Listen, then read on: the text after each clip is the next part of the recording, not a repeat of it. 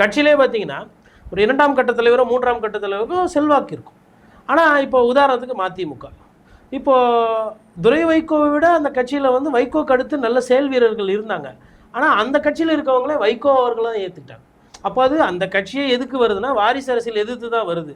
அந்த கட்சியிலேயே அதோட கொள்கையே வாரிசு அரசியல் எதிர்ப்பு. திமுகவில் வாரிசு அரசியல் பண்ணுறாங்க தான் மதிமுக வருது. ஆனால் அந்த கட்சியிலே நாளைக்கு பஞ்சாயத்துன்னு வரும்போது சாதாரணமாக போன ஒருத்தருக்கு வந்து ஒரு முக்கியத்துவமோ இல்லை முன்னுதாரணமோ இல்லை கொடுக்கப்பட வேண்டிய ஒரு பேசிக் இது கூட கொடுக்கல. அங்கேயுமே வாரிசு அரசியல் தான். அப்போது என்ன புரிஞ்சுக்கிறாங்க, என்ன பார்க்குறாங்க அப்படின்னா அந்தந்த கட்சிக்கு என்ன தேவை, இல்லை அந்த கட்சிக்காரங்களுக்கு என்ன தேவையோ அதை தான் சொல்லுவாங்க. அப்போது நீங்கள் கேட்ட இந்த கேள்வி இருக்குல்ல, எந்த ஐடியாலஜி சிறப்பான அப்படின்னா பார்த்தீங்கன்னா, ஐடியாலஜின்றது வந்து அது சும்மா ஒரு மேக்கப், அது ஒரு முகத்தில் போட்டுக்கிட்டு அப்படி காட்டுறது. இன்றைக்கி இதே வந்து நீங்கள் ஐயா காமராஜர் காலத்துலையோ அறிஞர் அண்ணா காலத்துலையோ அந்த ஐடியாலஜி, இல்லை ஐயா கக்கன் ஜீவானந்தம் அவங்க இருந்த காலத்தில் ஐடியாலஜி கேட்டிங்கன்னா நான் வந்து ஒரு முடிவை சொல்ல முடியும்.